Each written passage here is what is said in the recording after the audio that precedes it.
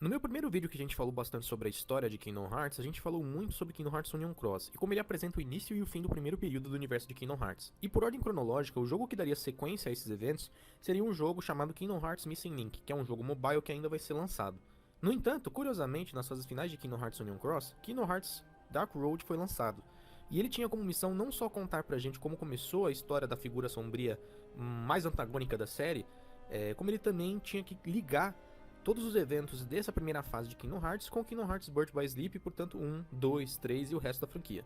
Enfim, sem mais enrolação, vamos agora à história de hoje. Lembrando também que você pode me seguir no meu Twitter, no meu Instagram e se você quiser, claro, ver mais do meu trabalho como ilustrador.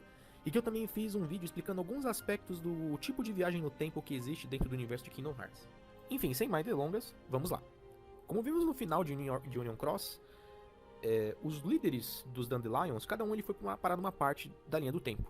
Sendo esses o Ventus, o Lorian, a Elrina e a Scold, eles foram jogados bem para o futuro. E o Brain, ele serviu de receptáculo para o Luxo em pelo menos alguma parte desses eventos, até que ele se reformou sozinho, ou seja, como ele mesmo, em Scarlet Kylan. E essa Scarlet Kylan, esse lugar, foi fundado pelo Ephemer, que ficou preso no passado, no primeiro ponto do tempo, logo após a destruição de Daybreak Town. Então ele que fundou aquele lugar. A questão é, como eu comentei, não sabemos como foi o processo de fundação e como foi o processo de recrutamento de novos usuários de Keyblades, assim como a formação dessa cultura nova deste mundo, de como funcionam as novas formas de treinamento.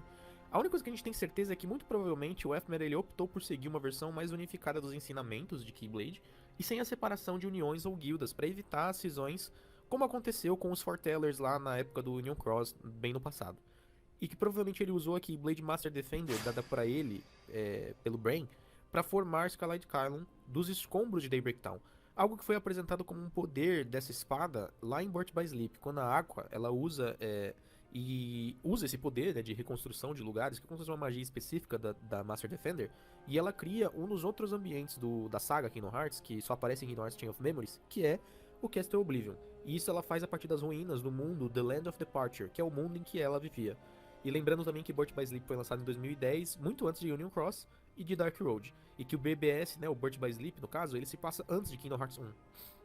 O fato é, o Brain ele chegou até a Scarlet Kylan e ele vai conseguir novamente a Master Defender, porque essa espada vai ter que chegar até o Heracles, que é muito provavelmente um descendente do Brain, afinal um é o focinho do outro, eles são muito parecidos. Só que o Brain ele tem ali aquele estilo meio banda indie e o Heracles ele se veste como um samurai, então é meio estranho. O nosso personagem, então, ele é mostrado morrendo, como eu expliquei, e a reencarnação dele será o personagem principal de Missing Link. E que vivemos lá, bom, o que a gente vivemos lá, no caso, a gente não sabe, porque o jogo não saiu ainda. A gente só sabe que ele vai acabar velhinho, cuidando de uma criança supostamente escolhida a ser quem vai acabar com as trevas no mundo, quem vai salvar o mundo das trevas, todo esse papo todo, e que supostamente essa criança é o Xehanort, né? No caso, a criança é o Xehanort, mas eu tô dizendo, supostamente ele seria esse escolhido. O nosso personagem que cuidou dele até que o jovem Xehanort atingisse ali por volta de uns 14 a 15 anos. E bom, o que acontece com a gente é a gente falece de novo, a gente morre, a gente se esvai em luz, né? E supostamente tendo completado a nossa missão. E foi aí que o Xehanort viveu dois momentos decisivos da vida dele, a partir daqui no caso. O ponto é, o Xehanort ele tava questionando se a vida dele sempre vai ser aquilo, né? Uma vida idílica numa praia paradisíaca, porque afinal ele tá em Destiny Islands, que inclusive Destiny Islands, ou Ilha do Destino, é onde o Sora e o Rico nasceram e viveram grande parte da infância deles, e depois a Kairi vai para lá. E ele fica lá olhando aquele mundo onde o céu se mistura com o oceano e no horizonte, né? E bom, ele tinha sido mandado para esse mundo porque supostamente era um mundo pacífico, onde seria seguro para a criação dele. O problema é que ele já era jovem e de repente ele não sabe mais o que ele quer fazer. Na real, ele tá curioso para saber como que ele vai cumprir esse destino dele, como que esse chamado destino vai acontecer. E é daí que de repente abre um portal chamado de Corredor das Trevas. Ele se abre na frente do Xehanort. E como que ele funciona, né? O Corredor das Trevas ele é uma espécie de método de viagem entre mundos, onde você cruza o reino da escuridão para atingir um ponto a outro, como se fosse uma espécie de buraco de minhoca. O problema é que aqueles que não se protegem ou não tiverem resistência à escuridão, eles são dominados por ela quando ele passa pelo corredor. Não à toa, o Mestre dos Mestres ele criou o casaco que ele e o Lux usavam para poder passar por eles. No entanto, o Xehanort não tinha essa proteção. E sozinho, sem saber o que fazer, aquela hora provavelmente seria a única chance que ele teria de sair daquela vida monótona. Talvez fosse o próprio destino abrindo um portal para ele, e ele se sentiu chamado pelo portal, e ele arriscou tudo e seguiu por ele. Por sorte, antes que ele fosse tomado pela escuridão, o portal levou ele até um outro lugar.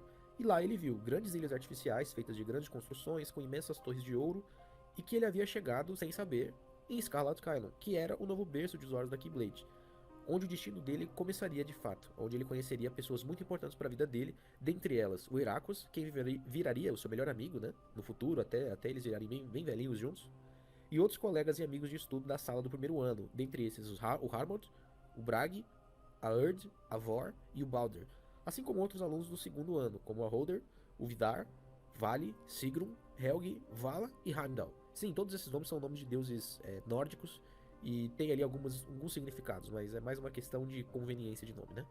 Desde então, o Zerhanort ele foi ensinado sobre os caminhos da Keyblade, sobre a história passada dos usuários da Keyblade, além da tarefa que eles tinham para com o mundo e sua restauração.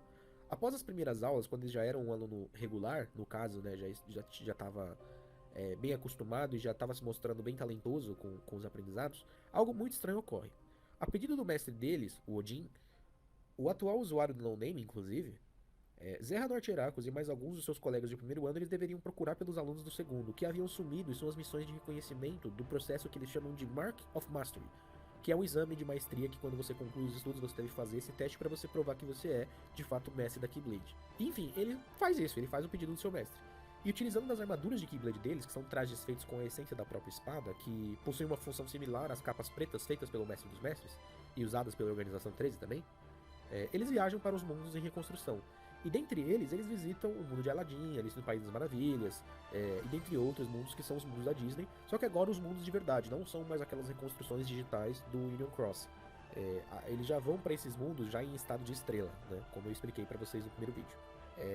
E conforme eles vão passando por esses mundos, eles vão vendo coisas muito curiosas, e é claro que eles vão encontrando alguns dos alunos do segundo ano, aos quais eles viam que eles deveriam continuar suas missões, pois seus trabalhos estavam relacionados ao exame da marca da maestria, né? O Zerhanort, no entanto, devido ao seu poder de enxergar as memórias dos outros através do coração delas, ele começa a perceber que mesmo após o retorno da luz àqueles mundos, após a reconstrução deles, desde a primeira guerra da Keyblade, e é claro, mesmo com a interferência dos usuários da Keyblade destruindo os Heartless que apareciam naqueles mundos, sempre as trevas retornavam a eles. Elas sempre surgiam no coração das pessoas, e em específico, no mundo dos Países das Maravilhas, por exemplo, ele percebe que a Rainha de Copa sempre desperta escuridão no coração dela devido à sua vontade de poder. Em Agrabah, o mundo do Aladdin, ele nota que o Jafar ele cobiça o poder do sultão, além de formas de ele poder dominar tudo. Então, esses sentimentos negativos sempre despertam essas escuridões que estão no fundo do coração das pessoas. E elas vão se espalhando e elas chamam os Heartless do próprio mundo inferior, do reino da escuridão, causando esse meio que ciclo ininterrupto em que, tipo,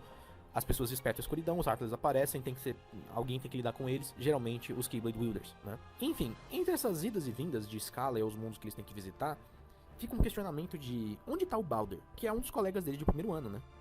E aí que vem a reviravolta do jogo. No meio de sua missão, eles encontram o Vidar, que é um colega de classe da irmã mais velha de Balder, a Holder, e eles dizem pros rapazes que ele está na busca de invocar Kingdom Hearts para enfrentar a verdadeira escuridão que assola o mundo. Quando eles questionam o Mestre Odin sobre isso, sobre o que o Vidar quis dizer, ele meio que tenta ser paternalista e diz que eles eram muito jovens para entender isso e que ele iria lidar com o que o Vidar estava dizendo, e que eles não teriam como lidar com isso, porque eles são muito jovens, porque é um problema muito complexo, que eles teriam que aprender mais para poder lidar com esse tipo de coisa. Na procura dos colegas deles ainda, e agora faltando encontrar o Heimdall, a Helgi, o Sigrun e a Holder, eles são abordados pelo Balder, que supostamente estava sumido, e ele diz pra eles que eles deveriam ir pro submundo de Hades, lá no mundo do Hércules, dizendo que lá eles provavelmente teriam as respostas que eles estavam procurando ter, né? E aí que eles descobrem, né, quando eles vão pro submundo de Hades, eles descobrem que o Heimdall, a Helgi, o Sigrun e o Holder, todos eles haviam sido mortos, e muito provavelmente pelo Balder, e eles entendem isso a partir da explicação que a Holder conta. Em suma, no teste deles, eles tiveram que enfrentar a Fada Maligna Malévola, lá no mundo de A Bela Adormecida, e mesmo juntos eles não foram páreos para ela. A Rainha da Escuridão se provou muito mais forte que eles, e o Balder, com medo que sua irmã fosse morta no teste, deixou com que a escuridão dele tomasse o controle do seu coração. Esse medo de perder quem ele ama, fez com que ele perdesse o controle da própria essência. E no momento que ele foi tentar ajudar a irmã no castelo, e ele viu toda aquela luta dele sofrendo e tudo mais, o medo toma controle e a escuridão toma totalmente o controle dele, do corpo, da mente, de tudo. E quando o Balder tenta ajudar, na verdade ele se usou de isca, a Malévola ia atacar ele, a Holder se joga na frente e o Balder simplesmente finaliza ela, e em seguida ele mata o Heimdall, a Helgi e a Sigrun. O Balder então teria retornado e, num surto de consciência, ele é aprisionado pelo Odin, que estava ali na intenção de tentar estabilizar o garoto, sem também deixar que os outros alunos soubessem do que aconteceu. A questão é que isso não ajudou ele, né? Só piorou. E foi aí que a escuridão, de novo tomando o controle de Balder, fingindo ser ele, plantou na cabeça do Vidar, que era amigo dele, que invocar Kingdom Hearts ajudaria o garoto, afinal a luz de Kingdom Hearts iria lavar a escuridão dele. Só que não ia dar certo, né? Só simplesmente iriam jogar os mundos na escuridão novamente, dando poder absoluto para a escuridão, como aconteceu na primeira Guerra das Keyblades, né? Afinal, não à toa o Kingdom Hearts ele foi preso dentro do mundo da escuridão, do reino da escuridão.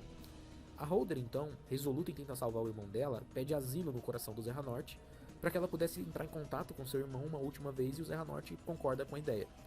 Enquanto o Zerranort, o Heracles, o Hermod e a Urd estavam no submundo, o Balder ele tenta enfrentar o Brag, e o Brag estava lá em Skaldskylon e ele meio que já está entendendo o que está acontecendo. E aí, na suspeita dele, quando ele vai cobrar o Balder enfrenta ele. Só que o Brag parece ser muito mais forte que ele, estranhamente mais forte, algo que não fazia muito sentido. Até porque, supostamente, o Brag era mais novo e mais inexperiente que o Balder. Ou pelo menos era isso que o Brag queria que eles acreditassem. Até porque, na verdade, o Brag era um novo receptáculo do Luxo. Ele estava ali em Skaldskylon apenas observando de longe a Keyblade de seu mestre, porque esse era o seu papel, até que ela voltasse para ele, né, no caso. E vendo quem provavelmente também seria o próximo guardião da No Name. E, enfim, ele luta com o Balder. E após ele lutar com ele, ele decide sumir, dando a entender que ele teria sido morto pelo Balder, né, fazendo com que os outros acreditassem nisso. O Zerranort e os amigos dele, quando eles estavam prestes a voltar a Skaldskylon, acabam sendo pegos por um corredor das trevas que é aberto misteriosamente. E para dentro desse portal, acabam sendo sugados o Hermod e a Urd, que não conseguem ativar as armaduras da Keyblade a tempo, e eles passam a ser enfraquecidos pela escuridão, e aí quando eles estão quase perdendo a consciência, o Balder vem e dá cabo deles ali mesmo. Afinal, foi ele que abriu o próprio portal da escuridão, o portal da corredor das trevas que sugou eles. O Balder, através desse mesmo corredor, chega até a Skaldskylon e lá ele decide que vai invocar Kingdom Hearts por si próprio. Ele iria destruir 13 luzes para 13 trevas, e na escuridão ele começa diversos atos de violência. Ele mata o Vidar, ele mata a Vale, o Vala, o Vor. Ele simplesmente começa a fazer esse rampage de violência, de assassinatos, como se fosse um serial killer. E o Zerranort e o Heracles então enfrentam o Balder, que até mesmo invoca um Heartless familiar, né, como se fosse uma invocação dele que protege ele. E esse Heartless, que na verdade também é um vassalo de luta, era chamado de Ringhorn. Inclusive a referência tem a ver também com a mitologia nórdica, né, porque o Balder tinha um barco chamado Ringhorn, enfim. No fim da luta, a Holder ela se projeta, né, o coração da Holder se projeta fisicamente, tentando conversar com o irmão dela.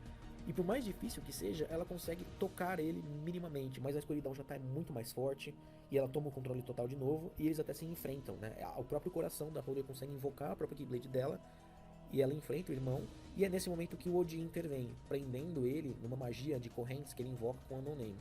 O Zerranort, que estava cansado e revoltado por toda essa matança que o Balder causou, porque ele era fraco demais e porque ele cedeu às trevas, ele dá um golpe final no algoz de todos os seus amigos, por vingança mesmo. Ele poderia simplesmente utilizar a Keyblade para liquidar as trevas do coração do Balder, mas não, ele literalmente dá um golpe final para acabar com ele. E isso deixa o Heracles bastante balançado, né? Porque ele também acreditava que o Balder poderia retornar, mas o Zerranort já estava naquela coisa de tipo, eu não posso simplesmente ceder a isso porque ele tinha que pagar e tudo mais. O Zerranort, então, ele fica muito confuso, porque ele já estava com todos aqueles questionamentos sobre a origem das trevas no mundo, e ele faz essa pergunta, né? Essa pergunta que fica na cabeça dele por muito, muito tempo, que é: se o coração ele é propenso à escuridão, será que a escuridão não é a natureza do coração? E, enfim, um ano se passa após todos esses ocorridos. E imerso nos pensamentos dele, o Zerranort passa a querer fazer uma pesquisa. Pro teste da marca da maestria que ele iria fazer, ele teve que enfrentar num duelo o seu amigo Heracles. E agora, né, após esse um ano, ambos eles estavam mais experientes e portando novas Keyblades. O Heracles estava com uma herança familiar, que era a Master Defender, e o Zerranort, no caso, estava com a No Name, a qual o Odin passou para ela. Não sabemos o resultado da luta, mas a gente sabe que ambos eles se tornariam mestres no futuro, então provavelmente acabou no empate. Além disso, o Odin disse que não teria outros alunos, porque após o incidente de Balder, ele percebeu que ele estava muito velho, que ele estava muito cansado e que ele já não estava mais conseguindo lidar com essa coisa de ensinar novos jovens, e ele decide se aposentar. O Zerranort ele continua suas viagens pelos mundos, procurando entender a natureza dos corações e dos mundos e da luz e das trevas. E numa dessas voltas que ele vai dando, né, ele vai parar em Destiny Islands novamente, o mundo na qual ele, né, cresceu. E aí que acontece uma outra coisa que é muito marcante na vida dele. ele é visitado por si mesmo, ou então pelo coração dele de mais de 70 anos no futuro. Esse coração, no caso, viria ali naquele momento para recrutá-lo a ajudar ele no seu futuro, né, o seu eu do futuro, a formar um grupo chamado de Verdadeira Organização 13. E a partir daí, conseguindo o poder de viajar no tempo, como eu expliquei no último vídeo, né, dado a ele por seu próprio Heartless, que se chamaria de Ansel, o Perseguidor das Trevas. E, bom, enfim, daí o Xehanort vive os eventos de Kingdom Hearts Dream Drop Distance. É a partir desse momento que acontece tudo que ele faz no Kingdom Hearts DBD, que é o jogo de 3DS. E esses eventos vão fazer ele voltar depois, né, após ele concluir o que ele tem que fazer em Dream Drop Distance, ele volta ao seu presente, né, no caso ao seu passado, mas no caso ao seu presente, esquecendo de tudo que ele testemunhou, como eu expliquei também no vídeo anterior sobre viagem do tempo. Mas é claro, com todas as memórias sendo mantidas no seu coração através do conceito de corrente das memórias. Enfim, ele volta pro seu ponto zero, né? Ele é visitado pelo seu Heartless, ele vai pro futuro, depois ele volta pro seu ponto zero. E continuando essas viagens que ele tem que fazer, né, que ele estava fazendo através das suas pesquisas, o Xehanort ele se torna cada vez mais desiludido com a luz. Pois cada mundo que ele visita, ele encontra mais escuridão, ele sempre encontra ela na espreita, sempre predando as pessoas, como se a luz ela fosse uma espécie de máscara, uma cobertura, uma espécie de mentira, como é que eu posso dizer? Ele descreve como se fosse a fake cover, né? É o termo que ele usa em inglês. É uma cobertura falsa, que é frágil e que esconde a verdadeira essência das coisas, e que essa verdadeira essência seria a escuridão. E é nesse momento que os eventos de Dark Road têm até uma ponta explicada em Kingdom Hearts 3, né? Mais especificamente na sua DLC Remind, né? Afinal, a gente vê um acontecimento que é mostrado em cutscene, né, em Full HD, aonde em Dark Road é só naquele método de 2Dzinho estilo Union Cross, né, com aqueles bonequinhos fofinhos e tal. Mas a cutscene que a gente vê é um momento em que Xehanort deseja viajar por um corredor das trevas sem usar a sua armadura, de modo a testar a hipótese dele e testar a própria resiliência dele perante as trevas. No entanto, aos poucos ele vai sendo enfraquecido, ou seja, ele não estava preparado ainda, e no meio do corredor das trevas, antes que ele desmaia, uma Vicura lendária aborda ele, usando a sua capa preta, e era o Mestre dos Mestres. Ele leva ele até uma terra desolada, mas livre da escuridão do corredor, que era o Keyblade Graveyard, o ponto zero lá da primeira guerra das Keyblades que aconteceu em Union Cross. O Mestre dos Mestres então explica para Xehanort que ele deveria usar uma dessas capas que ele tem, né? Caso contrário, as trevas do corredor consumiriam ele se ele não tivesse resistência ainda, né? Se ele não fosse forte o bastante para isso. O Xehanort testa a capa para ver a eficácia dela e ele entende que realmente funciona. E ele questiona por que ou como que ele sabia de tanta coisa, como que aquela pessoa era tão sábia e ele nunca ouviu falar dela. E a conversa deles é até bem curiosa. Em suma, né, após todas as palavras que eles trocam, que é bem críptica, né, em suma o mestre vira para ele e diz que ele deve continuar a pesquisa dele, para que ele entenda também até mesmo o próprio potencial dele. Além também de que ele explica que se o Xehanort deixar de temer as trevas e se fortalecer com elas, ele não precisaria nem mesmo mais usar aquele casaco. O Mestre dos Mestres também revela o seu nome para o Xehanort, só que isso é algo que a gente não vê, né? No momento em que ele diz o nome dele, a cutscene fica em silêncio, com um filtro esquisito, e só o Xehanort ouve o nome dele, a gente não. Desde então, o Xehanort decidiu continuar as suas pesquisas e viagens pelos mundos, e aos poucos a teoria dele vai se comprovando. Algo também curioso é que Xehanort nem mesmo sabia que esse tempo todo ele também estava sendo influenciado pelas memórias do seu futuro, pelas memórias daquilo que ele testemunhou na sua viagem para o futuro, que, como eu expliquei, a pessoa ela esquece de primeira mão quando ela volta para o passado, né, quando ela volta ao seu ponto zero, só que existe o fenômeno relacionado ao que eu expliquei, que eu vou explicar, que é a corrente de memórias, que em suma é como se fosse o seguinte: o coração e as memórias é como se fossem vários elos de uma corrente presa, e que às vezes esquecer não é você perder um desses elos, mas esse elo se desconectar da corrente. E aí tudo que você precisa fazer depois é reconectar esses elos, através de, lógico, de um processo filosófico e mágico dentro desse universo. Mas enfim, né? A questão é, desde então, o Xehanort envelhece, né? Ele se torna mais poderoso e mais experiente, e nesse caso os eventos de Dark Road já acabaram nesse meio tempo.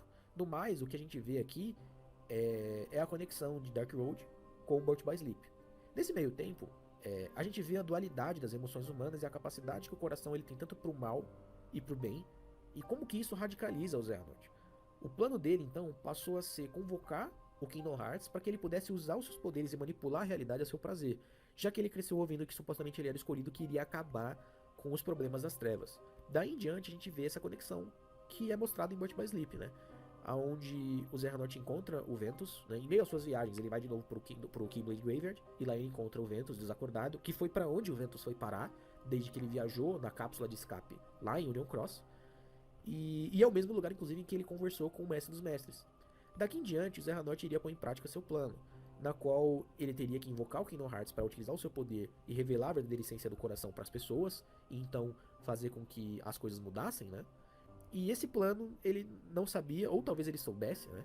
Mas esse plano iria destruir a vida de 3 aprendizes de Keyblade que só queriam continuar sendo amigos e que só continuam, né, queriam continuar a estudar juntos e praticar e salvar o mundo da escuridão. E ele também causaria todos os problemas na vida também de outros 3 jovens que sonhavam em ver os mundos, né? E sim, eu tô me referindo a Aqua, o Terra e o Ventus. E é lógico que depois com o Sora, o Rico e a Kairi.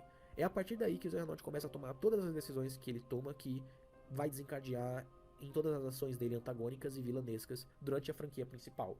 E a gente vê que tudo que ele se tornou é um reflexo das experiências que ele viveu. Ele acreditava no potencial do bem das pessoas, mas quando ele percebe que as pessoas estão mais propensas ao erro, ele se convence de que talvez consumir tudo pela escuridão e dar um novo reset fosse uma melhor coisa.